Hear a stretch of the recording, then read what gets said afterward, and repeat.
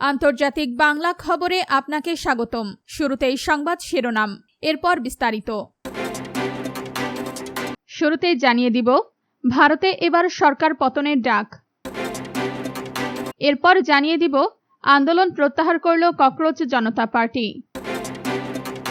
তারপর জানিয়ে দিব, শিক্ষার্থীদের ভবিষ্যৎ নিয়ে পদত্যাগপত্রে যে বার্তা দিলেন ধর্মেন্দ্র প্রধান। সবশেষে জানিয়ে দিব, শিক্ষামন্ত্রীর পদত্যাগের পর যা বলছে ককরোচ জনতা পার্টি। আপনি যদি মোদিকে ক্ষমতা থেকে নামাতে চান তাহলে ভিডিওতে লাইক করে চ্যানেলটি অবশ্যই সাবস্ক্রাইব করে দিবেন। এখন বিস্তারিত। ভারতে এবার সরকার পতনের ডাক। ভারতের বর্তমান সরকারকে অপসারণের সময় এসে গেছে বলে মন্তব্য করেছেন লোকসভার বিরোধী দলনেতা রাহুল গান্ধী। শিক্ষামন্ত্রী ধর্মেন্দ্র প্রধানের পদত্যাগের পরেই তিনি এই মন্তব্য করেন। সরকারি পরীক্ষায় প্রশ্নপত্র ফাঁস এবং অনিয়মের অভিযোগে দেশ জুড়ে চলা ব্যাপক ছাত্র আন্দোলনের জেরে শনিবার 25 জুলাই ধর্মেন্দ্র প্রধান পদত্যাগ করেন। শনিবার সকালে নয়াদিল্লিতে নিজের 10 জনগণের বাসভবনে আন্দোলনরত একদল শিক্ষার্থীর সঙ্গে দেখা করেন রাহুল গান্ধী। এরপর সামাজিক যোগাযোগ মাধ্যম এক্সে এক পোস্টে তিনি গণতন্ত্র, সংবিধান ও নিজেদের ভবিষ্যৎ রক্ষায় রাজপথে নেমে আসা দেশের সব শিক্ষার্থীকে অভিনন্দন জানান। তিনি বলেন, ধর্মেন্দ্র প্রধানের পদত্যাগ আমাদের শিক্ষা ব্যবস্থাকে পুনর্গঠনের পথে একটি বিশাল পদক্ষেপ। আন্দোলন প্রত্যাহার করল ককরোচ জনতা পার্টি। ভারতের শিক্ষামন্ত্রী ধর্মেন্দ্র প্রধান পদত্যাগ করায় দিল্লির যন্তর মন্তরে চলা আন্দোলন অবিলম্বে তুলে নেওয়ার ঘোষণা দিয়েছে ককরোচ জনতা পার্টি সিজেপি। শনিবার 25 জুলাই সন্ধ্যায় এক যৌথ সংবাদ সম্মেলনে এই ঘোষণা দিয়ে আন্দোলনকারীদের বাড়ি ফিরে যাওয়ার অনুরোধ জানানো হয়েছে। ধর্মেন্দ্র প্রধানের পদত্যাগই ছিল সিজেপির প্রধান দাবি। সংবাদ সম্মেলনে সিজেপির মুখপাত্র সৌরভ দাস ও আশুতোষ রঙ্কা এবং কেন্দ্রীয় মন্ত্রী জেপি নাড্ডা ও জিতেন্দ্র সিং উপস্থিত ছিলেন। সিজেপির পক্ষ থেকে জানানো হয়, সরকারের আশ্বাসের ওপর ভরসা রেখেই তারা সদিচ্ছা থেকে আন্দোলন শেষ করছেন।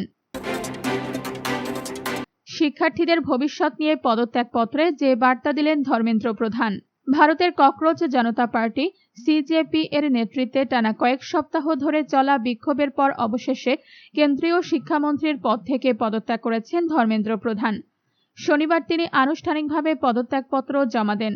সেই চিঠিতে নিজের সিদ্ধান্তের কারণ ব্যাখ্যা করার পাশাপাশি দেশের শিক্ষার্থী, সরকার এবং চলমান পরিস্থিতি নিয়ে একাধিক গুরুত্বপূর্ণ বার্তা তুলে ধরেছেন।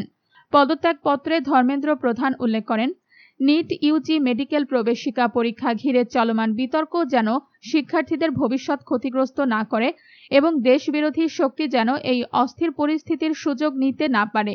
এই লক্ষ্যেই তিনি দায়িত্ব থেকে সরে দাঁড়ানোর সিদ্ধান্ত নিয়েছেন।